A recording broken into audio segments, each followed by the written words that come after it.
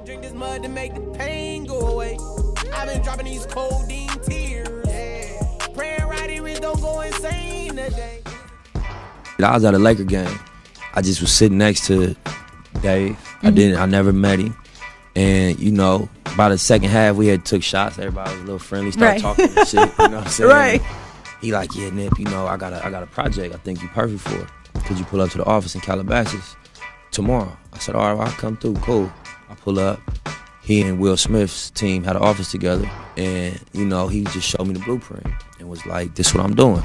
And so I just automatically knew he was somebody that think like I think. And then he told me a story from LA. Me and Dude connected on the personal level. Like, I respect Dude and I f with him. The blueprint just made perfect sense. So I'm like, what should I do? He like, bro, just ride with me. When it's time to put the play together, you know, we come to the table and lock in. Yeah, of course. Bro, I got that shit. I just saw you at text one day, but they really waiting on me. They want us to go talk to Cory Booker. This motherfucker's running for president. Nah, let's go. Let's go. I don't, you know, it always be some crazy ass advance every time we. Nah, you know what I'm saying? I mean, after we do that, I don't know what's gonna be next. I mean, shit. You know, I'm locked in. Let's put it on schedule and work on it. Yeah, I'm just gonna pull up. And then we do the agency shit the week of the 18th. Okay, perfect. That's on calendar, right? We already locked that in. Now I'm waiting on Zoe to get a date that works for him. Okay. The cameras that are behind you? I'm gonna knock it. Nipsey was about his hustle. And that's why he decided to work along with David Gross. So here we see an example of thriving boulevard. Our community has made it work for generations, frankly. And still, what you see on the boulevard doesn't represent the best of who we are.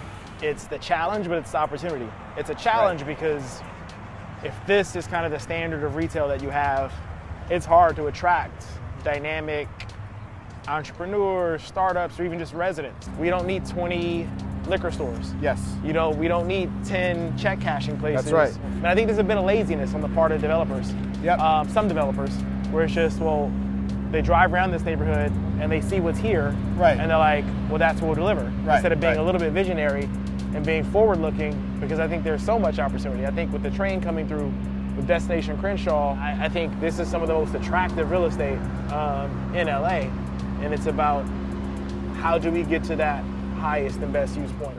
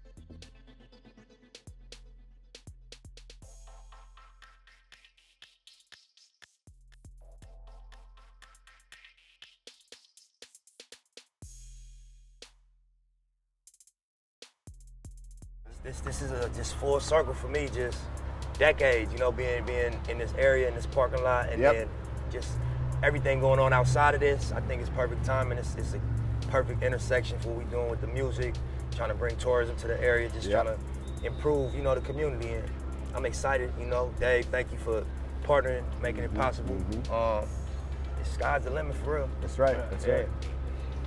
Nah, it's exciting what we plan to do, and I feel bad because they spent so much time and put so much energy into making the Fish Shack and Steve's Barbershop, but our plans for the future are to redevelop this into a mixed development retail and multifamily complex. So the Marathon store obviously always be there. We'll have the Barbershop, the Fish Shack, and some other high quality retail, and then we're gonna build quality, affordable housing on top. Right. Hopefully 100 plus units. That's what we need right here by the train. Right. We're gonna have Destination Crenshaw popping off on Crenshaw on the Boulevard. Yeah. Millions of people literally will come from LAX. That'll be their first stop in the city of LA. They'll be able to jump off, come to the Marathon store, and get high quality retail in our community. So it's a big deal for us. 100%. Yeah. Win, win, win. Nipsey thanked David and said that he was his business partner. According to these documents, David Gross stands alone with this business. And it looks like David Gross had this idea all along to redevelop this area. I want you guys to take a look at this paperwork right here for the Crenshaw and Slauson Ventures, LLC. It was registered on November 2nd, 2018, which in fact tells me that David Gross, he already had this in his mind. He already had this idea before he even sold the idea to Nip. I understand upgrading and bettering a community. The part I don't get is the paperwork, the legal documents. Why wasn't Nipsey's name on any of that paperwork? Months before Nipsey's murder, we actually visited the Marathon store. That's what we did every time we touched down in LA. See, I'm very familiar with the Slauson Crenshaw area. Every time we would go to LA, this is where we would stop. The Marathon store. This was my old home. LA will always be home. We walked and drove up and down the street so many times over the years. Seen so many things. Nipsey had a vision. They had the Marathon clothing store, which was Black Sam's baby. They were building a restaurant over there with, I believe it's their grandfather's, in honor of his name. Then they had the barbershop, which was in honor of Steven, aka Fats, who was murdered. Okay? Before the barbershop was opened, we actually went down and we were able to go into the barbershop.